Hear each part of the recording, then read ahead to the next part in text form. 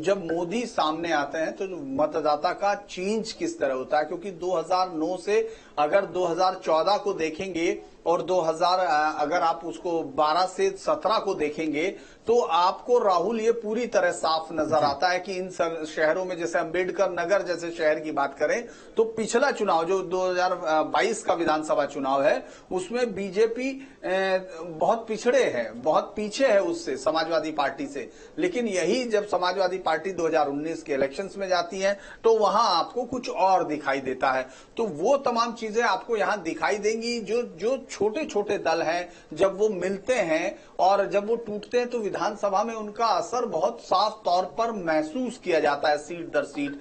लोकसभा का जो एरिया है उसमें काफी बड़ी वोटर्स की तादाद होती है, लिहाजा उसमें एक लीडरशिप, जो क्लियर कट लीडरशिप दिखाई देती है, उसका बहुत बड़ा योगदान पिछले 2 इलेक्शन से साफ दिख रहा है। जो विपक्ष बटा हुआ दिखता है, जिस विपक्ष में कोई क्लैरिटी नहीं दिखती, तो मतदान जो है उस हिसाब से भी होता है, क्योंकि जो जातीय यूपी की जातीय संरचना जिस पर सबसे ज्यादा मैं यही कहता हूं कि जो बेसिक स्ट्रक्चर है यहाँ के वोटिंग का, वो आप जातियों के निर्धारण से समझते हैं। लेकिन जो 2019 का इलेक्शन था उसमें सब जातीय समीकरणों को दरकिनार करके उत्तर प्रदेश में बीजेपी ने अपनी स्थिति वापसी की थी। हालांकि जो 2014 में थी वो नहीं थी। 2014 से बीजेपी की सीटें 2019 में पूरे देश में बढ़ती हैं पर यूपी में घटती हैं, क्योंकि यूपी को अगर आप इस तरह समझते हैं तो जो जातीय गठबंधन की बात मैं कर रहा था वो ये था कि जब 1993-4 में जब ये इलेक्शन में नारा दिया गया था कि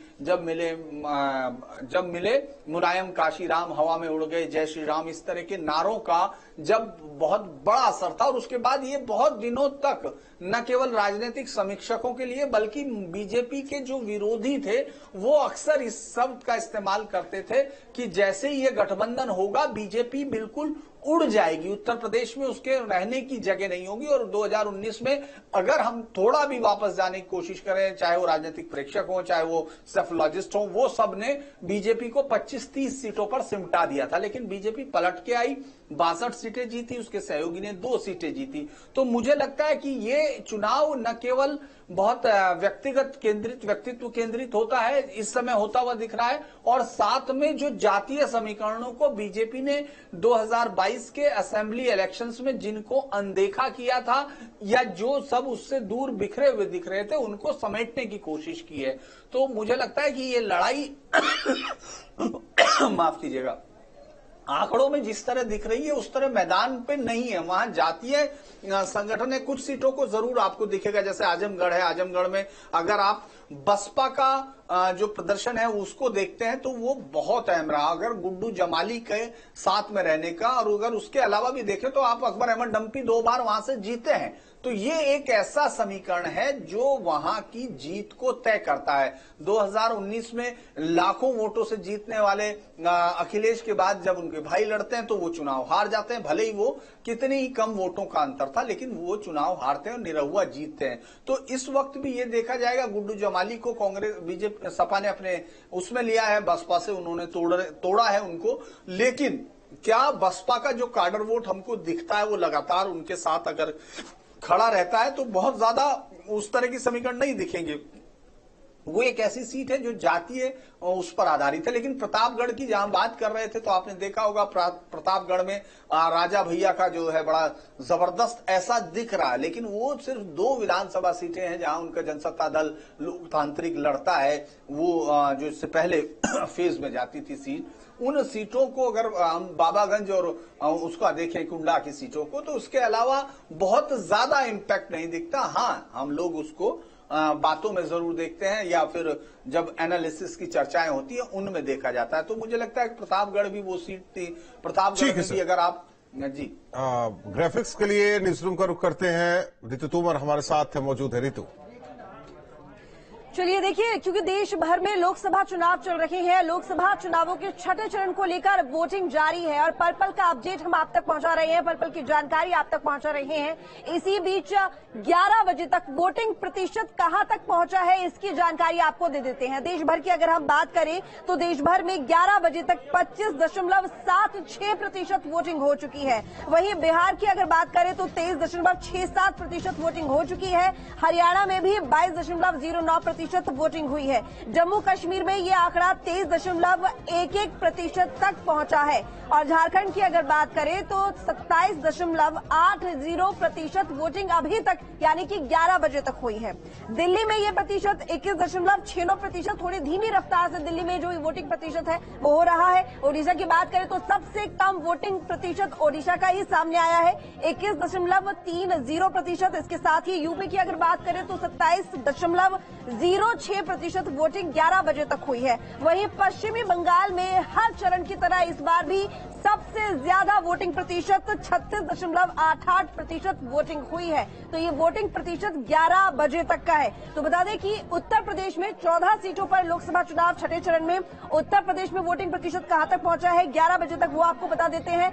11 बजे तक वोटिंग प्रतिशत 27.06% हुई है। इलाहाबाद की बात करें तो 23.88% वोटिंग हुई है। अंबेडकर नगर में 30.02% वोटिंग हुई है। वहीं आजमगढ़ में ये प्रतिशत 28.60% है। बस्ती में 29.80% है। भदोही में 25.51% है। डुमरियागंज, जो कि सबकी नजर डुमरियागंज पर है, वहां पर जो वोटिंग प्रतिशत है वो 27.74% है। जौनपुर में 26.81% वोटिंग प्रतिशत पहुंचा है। लालगंज में 28.40%। मछली शहर की अगर बात करें तो 27.18% अभी तक वोटिंग हुई है। फूलपुर में सबसे कम 22.85%, सबसे ज्यादा धीमी रफ्तार से फूलपुर ही है। और वहीं प्रतापगढ़ की अगर बात की जाए तो 26.35% वोटिंग हुई है। संत कबीर नगर में 27.35% वोटिंग हुई है। और श्रावस्ती की अगर बात की जाए तो 26.69% वोटिंग 11 बजे तक हुई है। सुल्तानपुर में सबसे ज्यादा वोटिंग प्रतिशत सामने आया है, 28.05% वोटिंग सुल्तानपुर में हुई है। सबसे ज्यादा वोटिंग प्रतिशत अभी तक सुल्तानपुर का ही रहा है। चलिए अब आगे की खबरों के लिए सीधा रुख करते हैं स्टूडियो का। तो बिल्कुल ऐसे में छठे चरण का मतदान लगातार जारी है। हमारे तमाम जो सहयोगी है वो भी ग्राउंड जीरो से जुड़े हुए हैं, साथ ही साथ वरिष्ठ सहयोगी हमारे धीरेन्द्र पुनीर सर भी हमारे साथ लगातार बने हुए हैं, वरिष्ठ पत्रकार उमाकांत लखेरा सर भी हमारे साथ बने हुए हैं। धीरेन्द्र सर, देखिए एक सवाल मेरा रहेगा, क्योंकि आपने राजा भैया का जिक्र किया। राजा भैया जो कि एक अहम कड़ी हो जाते हैं, छठे चरण का मतदान जारी है। जिस तरीके से कहा जाता है कि 5 सीट्स पर उनका प्रभाव रहा है और बीते दिनों जिस तरीके से उनका रुख रहा है, क्या वो जो मतदाता है उनके मन को टटोल पाएंगे? क्या उससे कुछ प्रभाव पड़ेगा? देखिए, प्रतापगढ़ एक ऐसी सीट है जो आंकड़ों में तो मुझे नहीं लगता कि राजा भैया उस पर बहुत बड़ा इम्पैक्ट कोई डाल पाएंगे। ये सीट एक ऐसी है जहां विधानसभा के चुनाव में भी बीजेपी को 32% वोट शेयर है, जो 2022 में है। उससे पहले उसके पास 22 था 2017 में, उससे पहले उसके पास 14% वोट शेयर था 2012 में। तो ये अपवर्ड ट्रेंड है, ये कोई नीचे नहीं जा रहा, चाहे विधानसभा हो चाहे लोकसभा हो। लोकसभा में भी अगर आप देखते हैं, राजकुमारी रत्ना सिंह जब तक लड़ती रही, वो इससे पहले चुनाव तक जब तक वो लड़ी थी तब तक वो कुछ कांग्रेस के नाम पर वहां कुछ वोट था, लेकिन इसके बाद वो कोई वोट उनके पास नहीं था। 2009 में आखिरी बार वो जीती थी और ये उन कुछ सीटों में से एक आती है जो जहां कांग्रेस